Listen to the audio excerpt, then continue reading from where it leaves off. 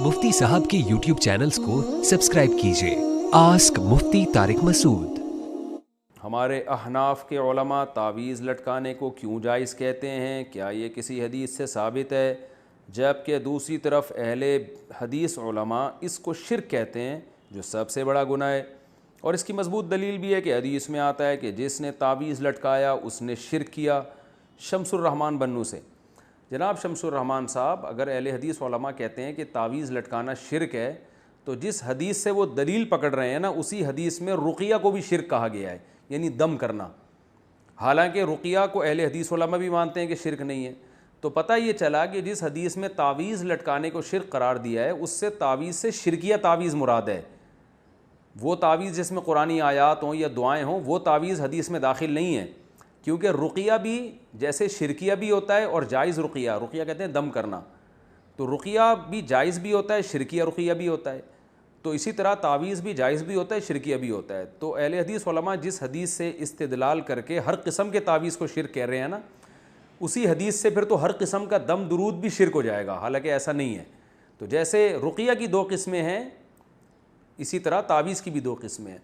और वैसे भी कॉमन सेंस की बात है कि अगर एक आदमी किसी पर्ची पे या अल्लाह मदद लिखता है, सिर्फ या अल्लाह मदद कहता है, सिर्फ अल्लाह से मदद मांगी जाएगी, या अल्लाह मदद, और वो किसी के गले में लटका देता है, तो ये शिर्क कहाँ से हो गया? ये तो ऐन तौहीद है कि वो सिर्फ अल्लाह से मदद ना सिर्फ ज़बान से मांग रहा है, बल्कि रिटर्न में लिख के उस पर मोहर सबत कर रहा है। तो ये कॉमन सेंस के भी ख़िलाफ़ है कि हर किस्म की तावीज़ को शिर्क करार दिया जाए।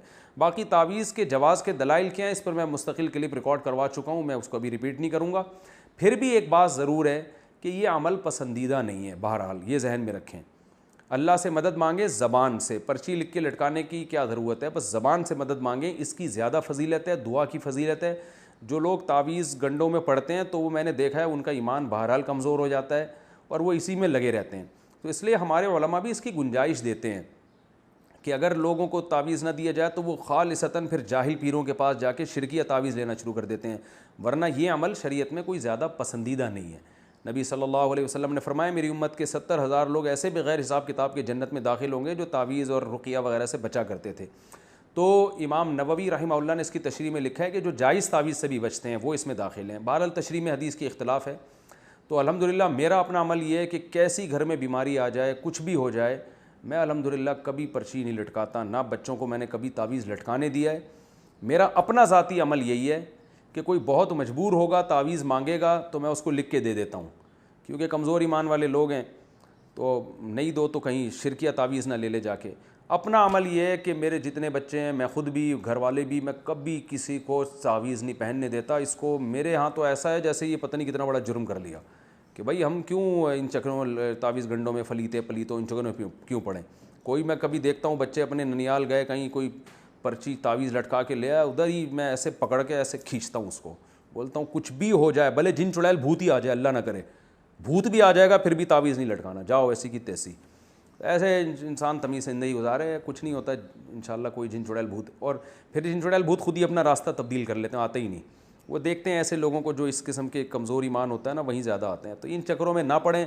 जो सुन्नत अमल है, सूरह फलक, सूरह नास, रात को हाथ पे दम करके अपने ऊपर फेर लिया करें, बच्चों पे फेर लिया करें। मशहूर दुआ है, आऊज़ु बिकलिमातिल्लाहि ताम्मा मिन कुल्लि शैतानिन वहाम्मा व मिन कुल्लि ऐनिन लाम्मा। ये दुआएं पढ़ा करें। बिस्मिल्लाहिल्लज़ी ला यज़ुर्रु मास्मिही शैउन फिल अर्ज़ि वला फिस समाई व हुवस समीउल अलीम। ख़ानदानी दुआएं बस ये पढ़ा करें, काफ़ी है इतना। आस्क मुफ्ती तारिक मसूद।